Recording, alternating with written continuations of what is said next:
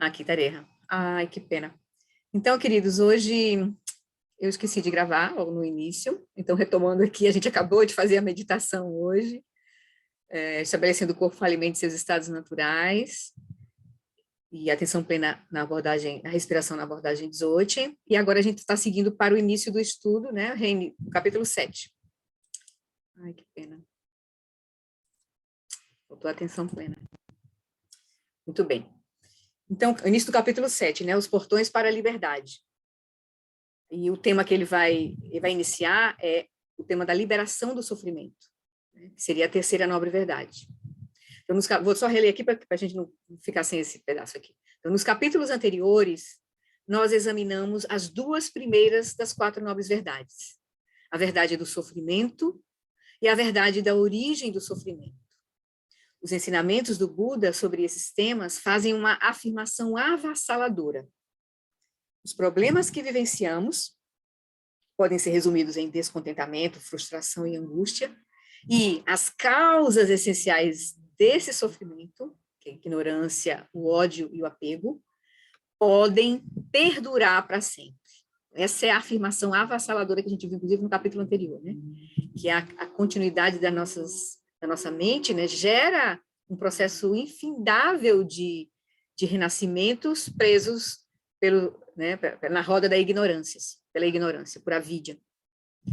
Então, o ciclo de insatisfação é autoperpetuador, porque a aflição mental, ela gera mais aflição mental. Então, a gente vai ter que cortar a raiz que é a causa do sofrimento, que é a ignorância, que é a causa raiz, e as aflições todas que vêm a partir delas. A gente começa a liberar as aflições mentais decorrentes da ignorância, depois a gente libera a própria ignorância, porque a ignorância tem um nível mais grosseiro e um nível mais sutil, aí a gente acessa realmente a liberação final, assim, né? A liberação final. Então, esse processo é um processo gradual. Vai ser um processo gradual para a gente, se a gente não tiver já a maturidade de liberar, de soltar imediatamente. A gente tem o potencial de liberar agora, mas nós estamos tão presos aos nossos condicionamentos, aos nossos karmas, às nossas aflições, tão reativas, nossa mente é tão reativa, que a gente não consegue soltar. Então, a gente vai usar um caminho gradual para nos ajudar também nesse processo, né? Então, a gente vai devagar se aproximando, né, dessa condição que é a nossa base. Só que a gente se perdeu no processo pela ignorância, né, que é por estar ativamente, por não estar reconhecendo, não ter clareza nenhuma, né? Ele cita, né, no capítulo anterior, deixa eu peguei aqui, lembrar aqui. Tem dois tipos de ignorância, né? Tem uma forma mais passiva, ele fala que a ignorância, tem uma condição de desconhecimento, especificamente a ausência de uma consciência clara, que seria a avidya, e porque a gente não tem essa consciência clara dos processos, principalmente da dimensão que constrói a realidade, que é a nossa própria mente, a gente, o que acontece? Surge uma ignorância, uma forma mais dinâmica de ignorância que a gente exerce, uma forma ativa.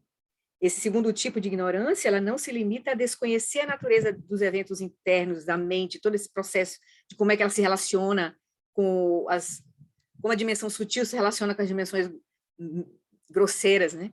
E o que acontece? Essa ignorância, que é a delusão, né? Que é essa ignorância dinâmica, tipo, por não ter clareza sobre esses processos sutis, entra em cena esse tipo de ignorância ativa, que não se limita apenas a desconhecer a natureza desses eventos mais sutis, ela os interpreta ativamente de forma equivocada.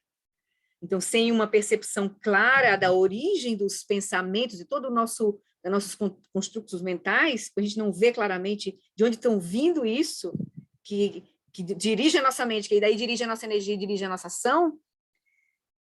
O que acontece? Sem essa percepção clara da origem dos pensamentos, essa ignorância ativa imputa-lhes a noção de eu estou pensando esses pensamentos.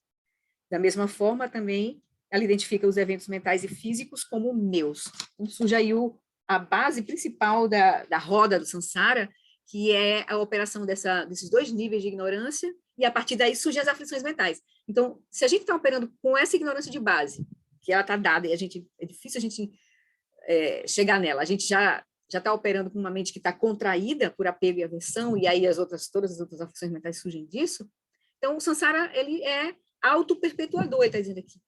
Porque a aflição mental vai gerar mais aflição mental. A gente tem que desidratar esse combustível que nos mantém presos ao samsara, que é essa, o Lama gosta de chamar, nós estamos presos pelo dinamismo dessa originação dependente. Assim.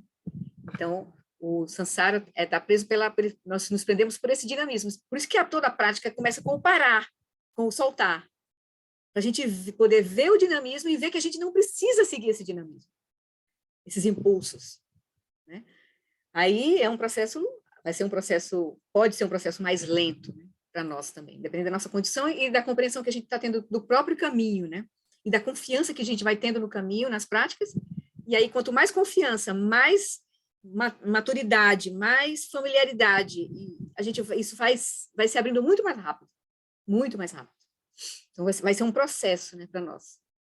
Então, enquanto ignorarmos as causas internas do sofrimento e dedicarmos as nossas vidas às preocupações mundanas, as causas externas, né, continuaremos sujeitos à infelicidade.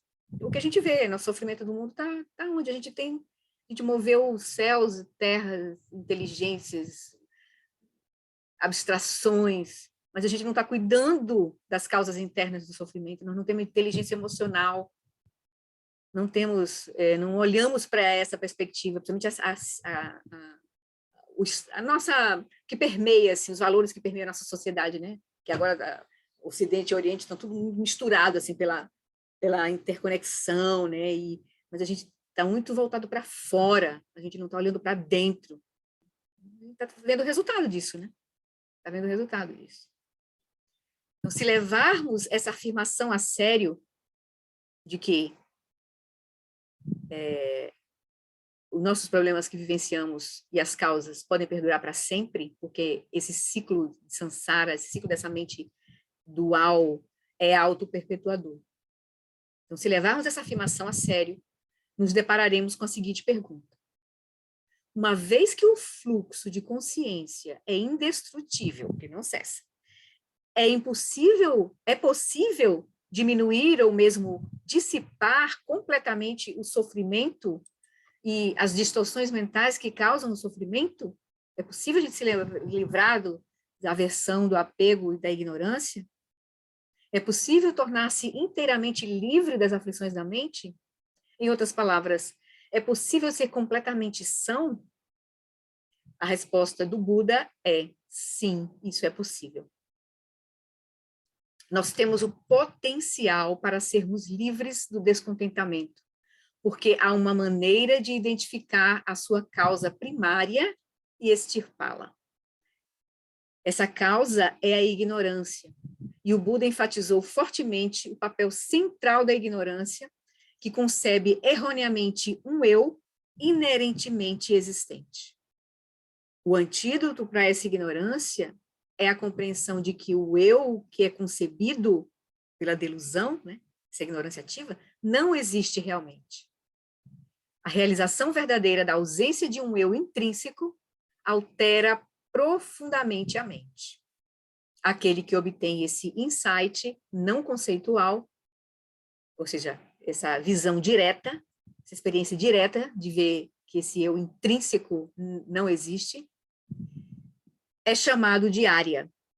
E para essa pessoa, a liberação final do ciclo de existência é uma certeza, porque na hora que você consegue experimentar diretamente essa verdade, aí é como se abriu uma janela que você não consegue mais fechar. Você viu que realmente essa compreensão de um eu permanente, independente e singular, como se fosse uma coisa, um eu fosse uma coisa monolítica, quando a gente vê que isso não é assim, a gente vai estar saindo de um senso, como o Mingyur Rinpoche disse naquele videozinho que a gente viu, um senso não saudável de eu para um senso saudável de eu. Então, agora, a realidade começa a tomar um outro sabor, assim. Porque na hora que a gente... A primeira coisa que a gente vai ver é essa... o Buda vai nos convidar a ver a vacuidade do eu. A ausência de existência inerente de um eu. Então, aí, na hora que a gente consegue obter esse insight não conceitual, a gente se torna essa pessoa, né, esse praticante se torna um área, que é a pessoa que tem essa certeza, tem o gosto de que é possível realmente liberar a mente desse ciclo infindável. Aí ele vai dizer, a ignorância desaparece conforme a mente vai se tornando completamente saturada com essa realização, que é vivenciada repetidamente. Então, não basta ter esse insight, que uma área tem, de ver a inexistência desse eu, né, esse eu inerente, a realização verdadeira da ausência de um eu inerente, intrínseco. A gente vai ver que não vamos encontrar um eu nem no corpo, nem nas sensações, nem nas percepções, nem nas formações mentais e nem na própria consciência. Não tem uma experiência sólida onde está esse eu. Esse eu é um rótulo, a gente vai ver, né? Uma designação. E aí, só que a gente vai ter que, a partir desse insight, que vai ser fundamental, você vai mudar, né, vai dar um gás, assim, para a nossa prática, né, porque vai dar essa certeza para a gente, de que o caminho de que esse é o caminho. Então, a gente vai agora saturando essa realização e vivenciando repetidamente isso. Então, a gente vai cultivar essa realização. Como resultado, as outras aflições mentais que derivam da ignorância também desaparecem. Aí a gente vai reduzir as reações, né, os padrões de apego, aversão, orgulho, dúvida, né, indiferença.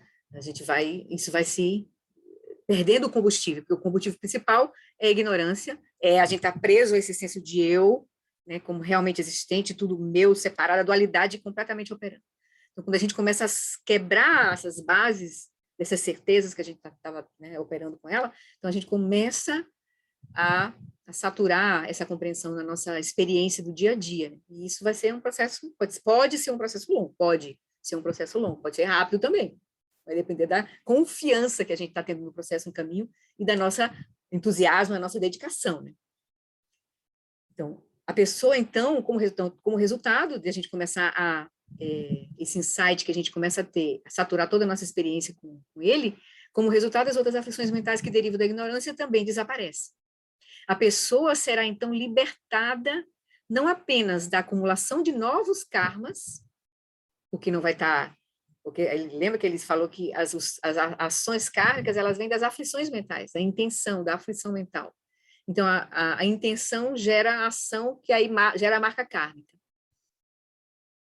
Então, a pessoa então será libertada não apenas da acumulação de novos karmas, já que o apego e a aversão foram extintos, como também deixará de ser impulsionada para renascimentos futuros pelo poder de karmas anteriores. Na ausência de distorções mentais, os karmas anteriores não podem ser ativados e chegar à fruição, karmas anteriores. Uma pessoa que alcançou essa liberação é chamada de Arhat. Então, Arhat, eu até vi aqui ele vai explicar mais um pouquinho na frente, mas eu vi aqui no Patra Rinpoche, no glossário, né, como ele traz o Arhat e o Nirvana. Arhat diz assim, aquele que venceu os inimigos, as emoções negativas ou as aflições mentais. Até o Lama Wallace é meio crítico em relação a traduzir aflição mental como emoção, porque nem toda aflição mental é uma emoção. E nem toda emoção é uma aflição mental. Então, ele diz que a melhor palavra é aflição mental. Né? Então, aquele que venceu os inimigos, as aflições mentais. Tornar-se um Arhat é o objetivo final do Shiravakayana. É um tipo de nirvana que está além do renascimento kármico. Porém, ainda não é o estado búdico perfeito. E ele vai dizer que o nirvana, o estado além do sofrimento, é o estado além do sofrimento. O conceito de nirvana é diferente no Shiravakayana, que é os caminhos onde a pessoa está buscando a liberação para si mesmo, no Mahayana, que é onde a pessoa já tem essa visão de integrar os outros no caminho, né? De a sua liberação não ser igual para a sua busca da liberação pessoal é igual para a busca da liberação dos outros, e no Vajrayana, que é o caminho do Tantra, né? Então, o Nirvana também tem essas nuances, assim. A Lama vai falar agora aqui do Nirvana, né? Então, existem dois tipos de Nirvana, ou liberação, chamados Nirvana com resíduo e Nirvana sem resíduo. Então, Arhat é aquele que chega no Nirvana, né? Nessa condição que está livre das aflições mentais. Só que ainda não é um Buda. Tem uma diferença ainda. Né? Eu acho que está operando ainda... Ele tem a realização da ausência da vacuidade, né? a ausência de existência inerente do eu, mas ainda não tem uma superação completa da dualidade frente aos fenômenos e aos outros seres, por exemplo, todos os fenômenos. Não tem ainda não chegou nessa condição. Então, existem dois tipos de nirvana, ou liberação, chamados de nirvana com resíduo e nirvana sem resíduo. Nirvana com resíduo significa que a pessoa ainda tem um corpo. Vamos imaginar que você atinge o nirvana com 52 anos de idade, e então viva mais 30 anos. Né? Pelo resto de sua vida, não há nenhuma possibilidade de você ser afligido por eventuais distorções mentais. Se você atingiu o estado de Arhat, mesmo que você permaneça com seu corpo, você não atingiu a iluminação completa, por exemplo, e atingiu o corpo de arco-íris em vida, então você ainda tem um corpo, você tem a liberação das aflições mentais, mas ainda tem um corpo para sustentar. Né? Mas pelo resto de sua vida, como um Arhat, não há nenhuma possibilidade de você ser afligido por eventuais distorções mentais. Você viverá em perfeita sanidade. Aí, a gente pode perguntar, né? Você poderá sentir alguma dor? Os relatos budistas sobre os arahats sugerem que eles não sentem sofrimento mental, nem medo e nem ansiedade. O arahat, de fato, experimenta sensações físicas de dor, mas não se identifica com elas. Ele vai dizendo que o tormento do sofrimento vem pela identificação. Então, a dor é vista apenas como dor. Então, a ignorância não... O fato, né? A ignorância não o faz apegar-se a essas sensações com a noção de que é o meu corpo que está doente. Assim, então ele já tem a realização de que ele não tem a existência inerente, ou esse eu não tem existência inerente. Então, o corpo não é o eu. Então, a ignorância não faz apegar-se a essas sensações com a noção de que é o meu corpo que está doente. Assim, embora a dor seja percebida pelo Arhat, ela não domina a mente do Arhat. Há a consciência de que o corpo está doente, no sentido convencional, e a dor está servindo ao propósito de chamar a atenção para a doença física. Então é isso. O Arhat vai experimentar a dor porque ele tem o corpo. O nosso corpo está dentro, tem os seus processos. Ele vai se decompor, vai adoecer e vai morrer. Mas não tem o sofrimento mental de raiva, medo, ansiedade, porque não tem uma identificação com o corpo mais. Então, a gente pode imaginar Jesus, né? Jesus Cristo, por exemplo. Todos os mestres que sofreram, todas as histórias que o Lama conta dos mestres que foram capturados pelos chineses, né? Durante a invasão chinesa do Tibete, e muitos sofreram torturas intensas, assim. E eles disseram, que retornou e conversou com o Dalai Lama, né? Ele disse assim, você não sentiu raiva durante esse processo? Não, a única coisa o maior medo que eu tive foi de perder a compaixão pelos chineses, pelos torturadores. Então, assim, tem uma outra relação com o corpo, uma outra relação. E o ser que é completamente iluminado, se praticar, fazer essas práticas específicas, como o Lama disse, né, pode atingir o corpo de arco-íris. E aí o corpo se transforma no que ele é, energia. Luz e energia, né? Então, ele vai dizer, a característica definitiva comum a todos os arhats é que eles estão livres de distorções mentais. Mas ainda tem, assim, eu acho que eu tentei até olhar aqui, ver se encontrava alguma referência sobre isso aqui, mas não achei nesse momento, assim. Mas é como se, para mim, o que ele está querendo dizer é que não tem, por exemplo, como a vida tem esses dois aspectos, né, a ignorância ativa e a ignorância passiva, a clareza completa da mente, a onisciência, ainda não foi atingida pelo Arhat, que seria a mente do Buda. Mas ele já atingiu a liberação da delusão, né? A delusão, primeiro, em relação a esse eu, né? Existente, né? Eu e meu. Mas não tem ainda a realização da vacuidade de todos os fenômenos, né? Com a compreensão de que tudo que nos acontece é manifestação da mente primordial, da consciência primordial. Não há separação. Nós vivemos uma experiência de quem está num mundo que é independente de nós, mas os Budas olham, eles veem que tudo, que o mundo que eles experienciam é apenas é inseparável da própria mente. Então, essa é a experiência dos Budas, né? Mas aí o Nirvana, o Arhat ainda está nesse processo de, ainda não viu a não dualidade, não realizou a não dualidade completa.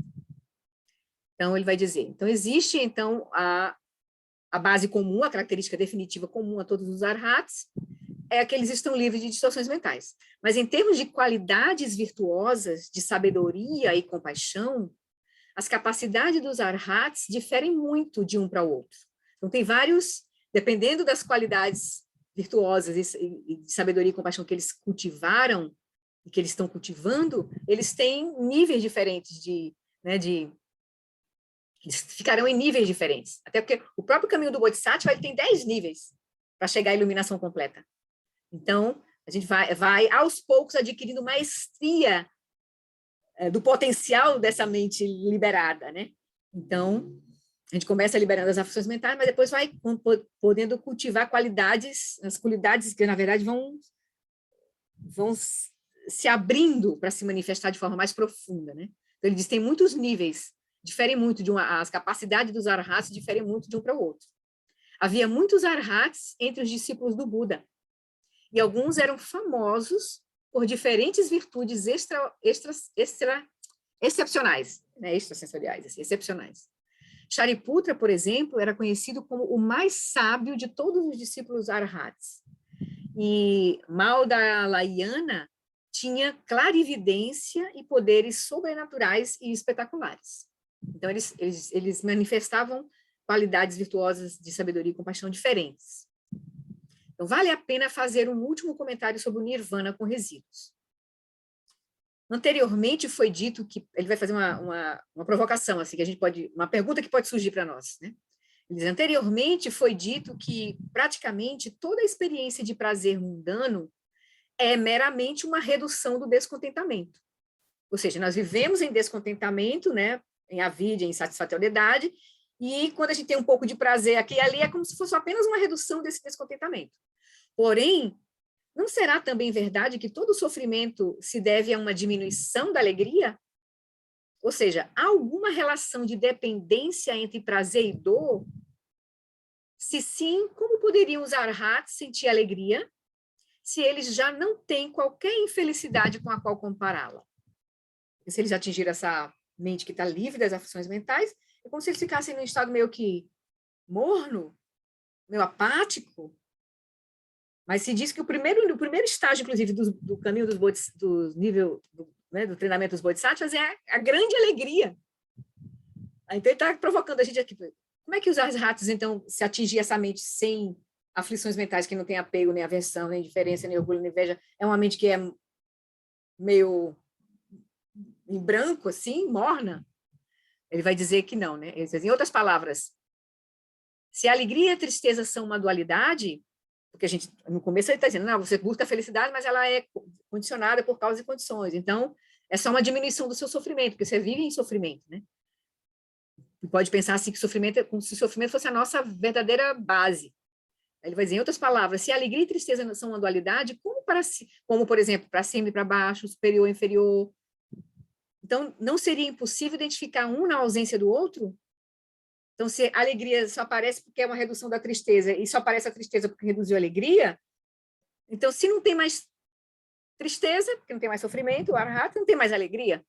A pergunta que ele vai nos provocar, porque a gente pode pensar isso, né? A gente pode ter esse medo. A gente pode ter medo. Na hora que eu estou me livrando das aflições mentais, eu vou ficar apático? Como é que vai ser? Né? Esse arhata é como uma pessoa apática? Aí ele vai dizer, para responder a isso, devemos notar que os arhats não perdem a memória ao alcançarem a liberação. Eles são capazes de lembrar do seu próprio sofrimento. Ele pode lembrar, né, o próprio Buda, por exemplo, na liberação total, ele lembra de todas as vidas anteriores. Né? Ele tem uma onisciência, né, o Buda. Já o Arhat também, ele se lembra, ele não perde a memória, ele lembra do seu próprio sofrimento anterior à liberação. E, portanto, o estado de bem-aventurança, de bem-estar, sem precedentes, de fato ocorre em relação ao antigo descontentamento. E eles podem facilmente comparar seu estado com os outros, com o dos outros. Então, a alegria que vai surgir é comparável com o sofrimento que foi deixado para trás. Por exemplo, a gente agora, se a gente já obteve alguma liberação de algum processinho que a gente já viu na nossa vida, você fica feliz, porque você viu quão sofrimento era você estar preso naquele processo, que você liberou agora, aí você tem... na verdade, o caminho do Buda é de manifestar uma natural alegria, é uma bem-aventurança suprema, um bem-estar genuíno que vai surgir. Mas não é um bem-estar comparado com o prazer que a gente tem hoje. É bem diferente, né? O Lama vai falar um pouquinho sobre isso aqui, eu acho. Ele vai dar uma referência, o prazer e essa felicidade que a gente vai obter com o caminho, né? Então, a gente não tem medo de que se liberar das aflições mentais não vai deixar numa condição de apatia, não. Né? Porque, primeiro, a gente vai ter referência do nosso passado e não vai esquecer o que aconteceu, todo o processo, a gente vai se lembrar disso, né? E a gente pode facilmente comparar o nosso estado mental com o dos outros. Pode olhar para a lesão e ver, nossa, como deve estar passando a mente daquelas pessoas que estão, né, que estão cultivando a raiva, o ódio, né? E, enfim, né, ou que estão presos à felicidade totalmente hedônica, dependendo né, de muitas causas e condições para ser feliz. Né? Então, a gente pode, facilmente, a gente consegue ver isso. Né? Os arhatas estão vendo tudo. Né, também. Então, num âmbito mais profundo, é importante reconhecer que o bem-estar que emana da profunda sanidade de um arhat é radicalmente diferente da felicidade de uma pessoa comum. As alegrias de pessoas como nós, que não estão liberadas, são normalmente dependentes de condições externas favoráveis. E apreendemos esses sentimentos agradáveis como intrinsecamente meus. Ainda está dependente de causas e condições e acha que esse sentimento se apossa, né, como nosso. A gente não está separado das nossas emoções. Né? O Buda chamou esse prazer de contaminado e observou que ele é, na verdade, uma modificação do sofrimento. Esse prazer contaminado é realmente apenas uma redução do sofrimento, porque está dependente de causas e condições, está totalmente identificado como o meu sentimento, o meu prazer. Então, aí sim, esse é realmente um prazer, né, uma felicidade transitória, que é apenas uma redução do sofrimento de avidia, da confusão, da mente que está presa a se identificar como, né, ter um eu intrínseco e estar num mundo completamente separado de si mesmo. A alegria do arhat, ao contrário, surge a partir da profunda sanidade e equanimidade da sua própria mente, livre do sentimento de algo inerentemente meu.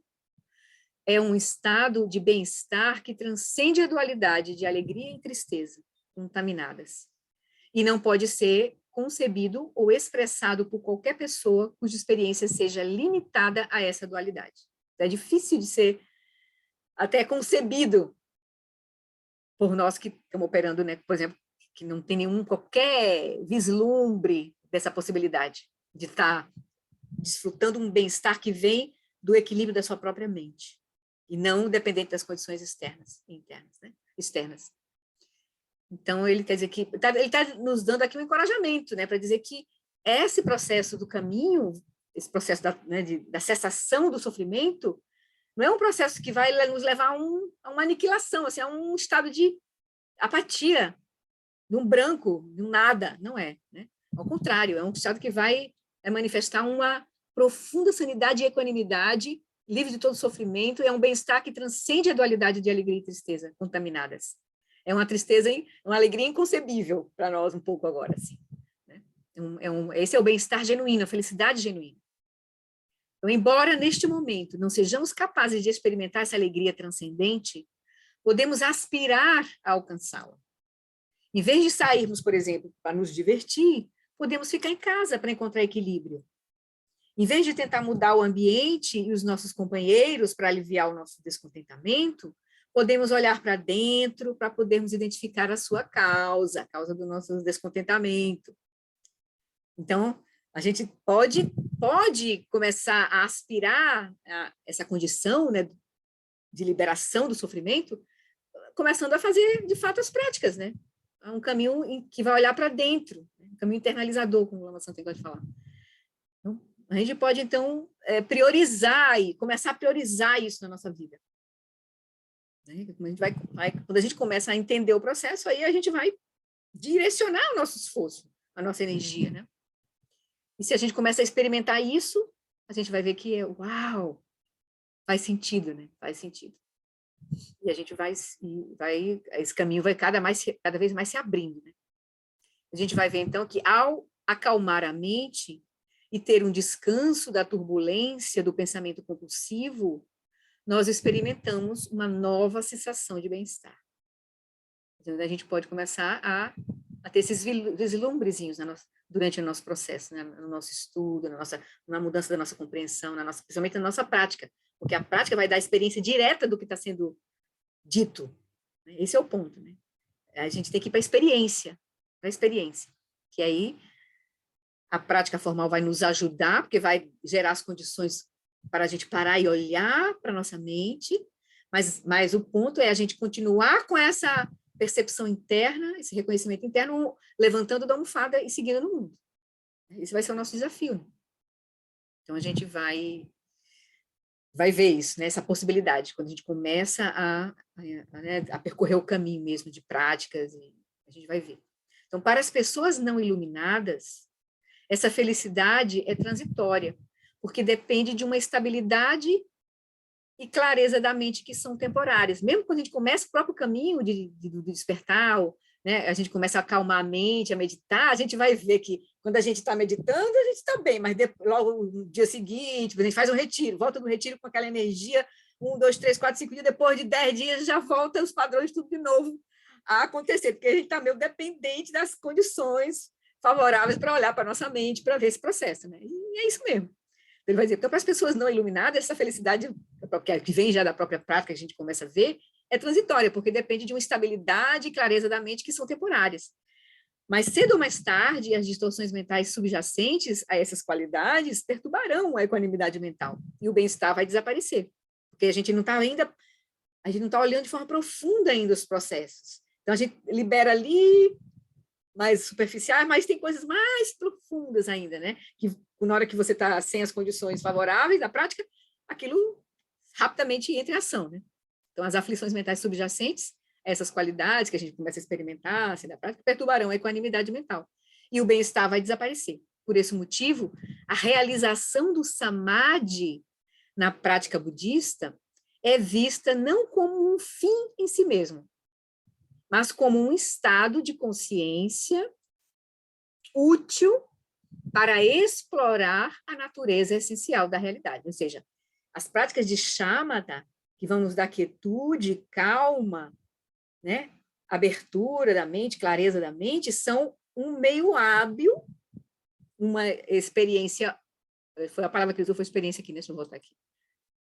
Mas um estado de consciência, por esse motivo, a realização do samadhi, né, as práticas de shamatha, né, o motivo dessa atenção clara, né, a maleabilidade da mente, é vista não como um fim em si mesmo, mas como um estado de consciência útil para explorar a natureza essencial da realidade. Aí a gente vai agora a fundo, né? Tem agora a condição para olhar. O insight meditativo, ou seja, as práticas de Vipassana, assim atingido, dá acesso a uma equanimidade mais profunda. Então, se a gente começa a olhar até a calma para olhar, esse nosso olhar vai ser cada vez mais profundo. E isso vai liberando as aflições mais subjacentes, mais sutis, e aí vai dar acesso a uma equanimidade mais profunda, uma experiência ainda mais intensa de bem-estar. Essa qualidade existencial se torna indestrutível quando as distorções da mente são completamente dissipadas. Então, vai ser um processo que vai depender da profundidade da nossa prática, né, tanto de shamatha quanto de vipassana, que a gente vai, na verdade, unir essas duas práticas. Ou seja, a gente não vai poder, a gente vai estar com a mente calma e a consciência direcionando e vendo claramente as coisas. Então, ele vai dizer, então, até que o Arhat morra, disse que ele atingiu o nirvana com resíduo, pois ele ainda tem um corpo que foi produzido pelo karma. Quando o Arhat morre, ele é liberado do corpo e de todos os outros efeitos completamente amadurecidos do karma, e nesse momento ele atinge o nirvana sem resíduo. O que acontece com esse Arhat? Ele é aniquilado, apagado como a chama de uma vela, porque ele não vai mais ter renascimento kármico, né? Aí o único processo kármico que estava ainda pendente foi o corpo, aí ele se dissolveu na morte. E aí, o que acontece com ele? Acabou? Assim? Sumiu? Há alguns que erroneamente afirmam isso. Assumem que, já que o Arhat está liberado de todos os efeitos mentais e físicos do karma, incluindo o renascimento no ciclo de existência, ele simplesmente desaparece com a morte. Aí ele vai dizer, isso é uma interpretação errônea. Então, a gente não caia nesse objetivo aqui, de só querer ter essa condição de arrata sumir, né? Não, essa interpretação do budismo merece o rótulo de negadora do mundo. Aqueles que a adotam veem toda a existência senciente como se estivesse saturada pelo sofrimento, o que os motiva a buscar por um fim à existência. Ou seja, não veem que a condição de sofrimento é uma construção. Então, penso que o sofrimento é a natureza da existência. Então, por isso que eles vão ter uma negadora do mundo nesse sentido, porque então o mundo é sofrimento, logo a minha meta é superar o sofrimento, é simplesmente né, acabar com a existência, vamos chamar assim. Aqueles que adotam veem toda a existência senciente como se estivesse saturada pelo sofrimento, o que os motiva a buscar por um fim à existência, buscar por um fim à existência, né? Acabar com a existência. Isso sugere que o universo inteiro, essa visão, né? Sugere, então, que o universo inteiro é uma tragédia cósmica.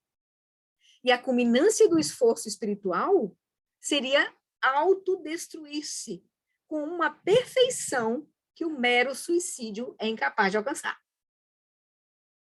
Então, essa é uma visão distorcida da realidade.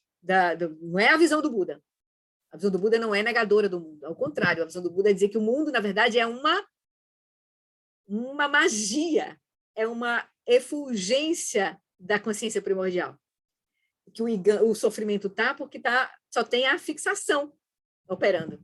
Mas a manifestação, a condição útil pode manifestar tudo, inclusive o sofrimento, a condição limitada de avidya, né? Aí ele vai dizer aqui... Flori, isso é a visão do Theravada, ó? Mas o Theravada é um caminho que não é um caminho que, se você fica na visão Theravada, buscar somente a aniquilação da identidade pessoal, aí realmente ela pode cultivar essa ideia, né? Mas não é a visão última do Buda. Até aqui, né? Mas não é a visão última, né? Ele vai dizer, essa visão nihilista da existência não consegue penetrar o sentido de nirvana conforme ensinado pelo Buda. Tem um engano ainda aí. Ele não tem uma compreensão verdadeira, né? Então, a visão do Buda, essa aqui seria um extremo, né? Uma visão distorcida. Não é a visão clara do Buda, uma visão iluminada. É a visão nihilista da existência e não consegue penetrar o sentido de nirvana conforme ensinado pelo Buda. A experiência de nirvana sem resíduo está além do escopo dos conceitos humanos. Seria a liberação completa, a iluminação, né? Incluindo as nossas ideias reificadas de existência e não existência. Então, está além desses conceitos. Um arhat, nesse estado, nunca mais será forçado a renascer pela força do karma. Mas, de acordo com o budismo tibetano, o arhat, porque ele não é um Buda ainda, ele poderá renascer por compaixão, e esse ser também poderá renascer para dedicar-se a práticas que dissipem obscurecimentos extremamente sutis que impossibilitem ainda a onisciência dele. Então, a gente vai aspirar a renascer para continuar a praticar. Se ele renasce por compaixão, então já é um Bodhisattva. Ou? Já é um Bodhisattva, exatamente. Já entrou no caminho Mahayana, né? E aí vai até a culminância do processo, que é o Vajrayana, né? O Dzogchen vai ser a culminância do processo, que é a iluminação completa. Mas é como se fosse assim, um amadurecimento, apresentado assim, o caminho é como se fosse um amadurecimento, né? Da prática, da visão, né? A visão vai se abrindo, né? Não é só aniquilar a existência inerente do eu. Eu tenho que olhar a vacuidade de todos os fenômenos do outro, né? Todo o universo, para ir para atingir a onisciência. Então, o Arhat, ele não vai estar mais sujeito ao karma, a renascimento por karma, mas ele pode renascer por compaixão e para se dedicar também, para seguir o processo, para, por exemplo, nascer numa terra pura, para, né, dedicar-se a práticas que dissipem obscurecimentos extremamente sutis que impossibilitem a onisciência. Então, esses são os últimos véus que devem ser removidos para que eles alcancem o despertar espiritual completo de um Buda. Porque tem dois tipos de obscurecimentos aflitivos e os obscurecimentos cognitivos. Então, ele não está com a visão completa, a visão não dual completa. Ele liberou as aflições mentais, mas ainda tem a visão, a vida ainda está operando. Ele não atingiu a não dualidade completa. Então, por isso que ele não é um Buda ainda. Mas ele já está livre muito bom a gente aspirar a ser um arhat, pelo menos, né? Para pelo menos direcionar o nosso renascimento, né? Então é super importante, assim, né? Na verdade, assim, nós somos convidados a fazer o processo do caminho, né? A gente está sendo apresentado ao caminho último, o 18, mas talvez a gente vá a gente vá ainda usar dos meios hábeis do caminho gradual, né? Para poder a gente chegar nesse processo. Né? A gente já está sendo apresentado a visão última, né? O caminho último. Mas pode ser que a gente não esteja na maturidade e não tenha confiança suficiente para a gente se entregar a essas práticas. Né?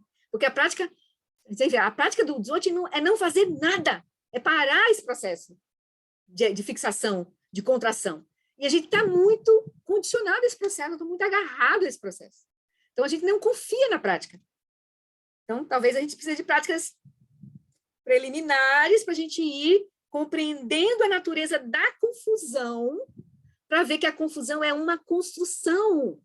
Aí a gente vai realmente poder ter a confiança de soltar e até se expor à nossa própria mente num retiro um pouquinho mais longo, a gente se dedicar um pouquinho, mas se expor à nossa própria mente.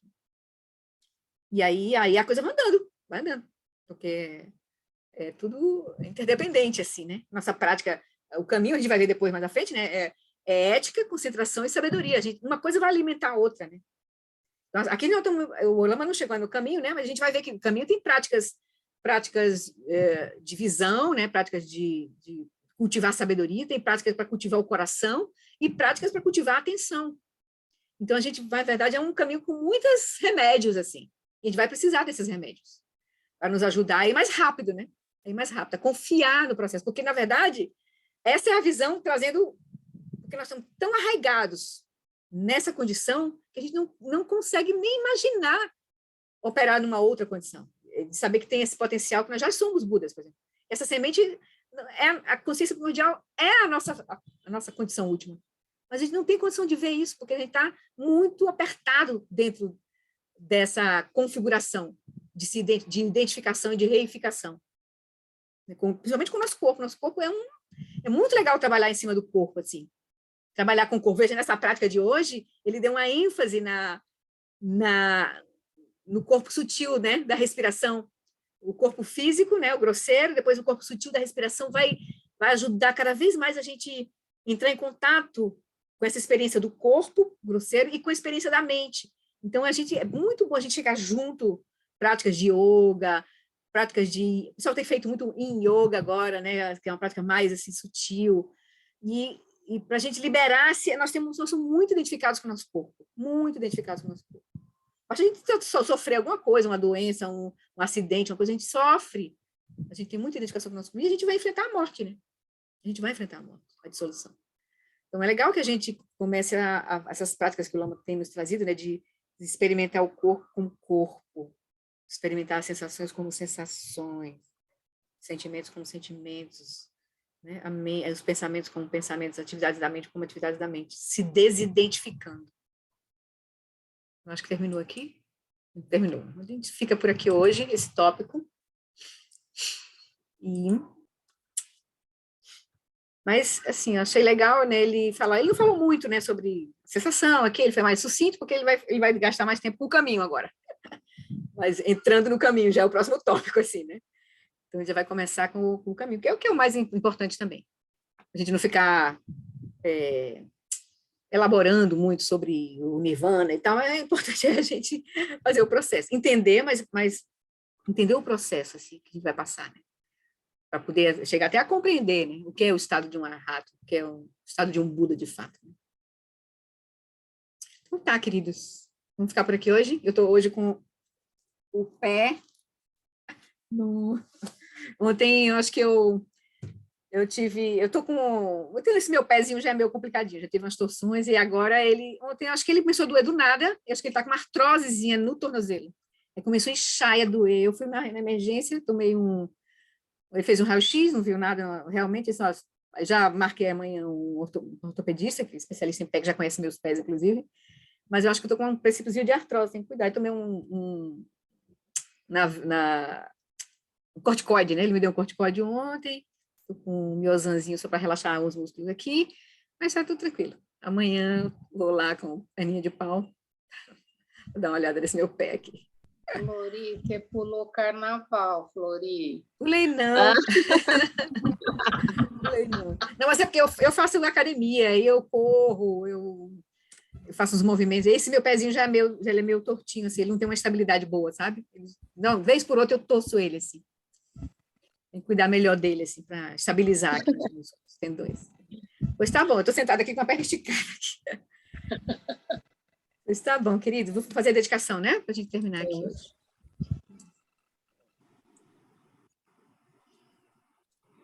Então, vamos dedicar, conectar essa prece do Lama Ala, mas conectar com todos os nossos mestres, luz para o nosso caminho, a gente agradecer e rezar para que eles não larguem a nossa mão.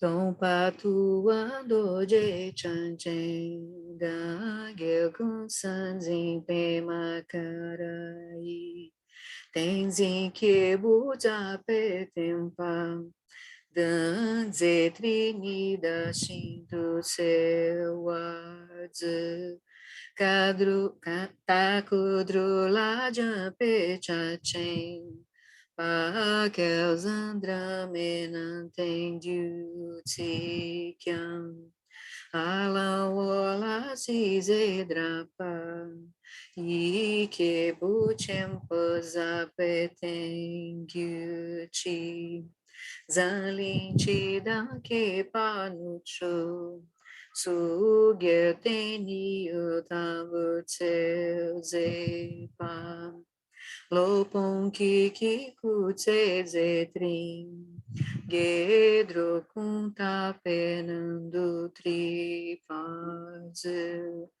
Que o professor Sakyamuni, o grande Vajradhara e aquele que sustenta os mistérios de todos os Jinas, Padmasambhava, possam firmar os pés de lótus daqueles que sustentam os ensinamentos e fazem com que os feitos do Buda brilhem como o sol e a lua.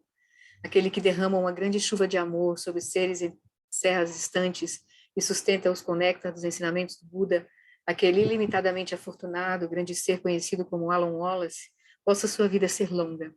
Em Jambudvipa em geral, e especialmente no Ocidente, você ilumina os ensinamentos dos Jinas como a luz do sol. Ó Mestre, possam sua longevidade e seus feitos ser muito extensos, e possa você guiar todos os seres no caminho da liberação. Prece para a preservação dos ensinamentos de Dudjom Limpa. A extensiva tradição da transmissão de Padmasambhava é a escola da tradução antiga da grande perfeição. Dudjom Limpa é o sustentáculo desses ensinamentos da essência definitiva. Que seus profundos termos possam ser preservados pelo estudo e pela prática, para que não diminuam até o final da existência condicionada. E vamos fazer a prece de dedicação dos méritos, da linhagem Nyingma e a dedicação dos méritos. Que a grande tradição do Abade Shantirakshita, do mestre Padmasambhava e do rei Trisondeutsen possa florescer e permear os três reinos. Que a presença das três joias nunca se separe do fluxo mental dos seres, assegurando assim um sublime bem-estar através dos três tempos.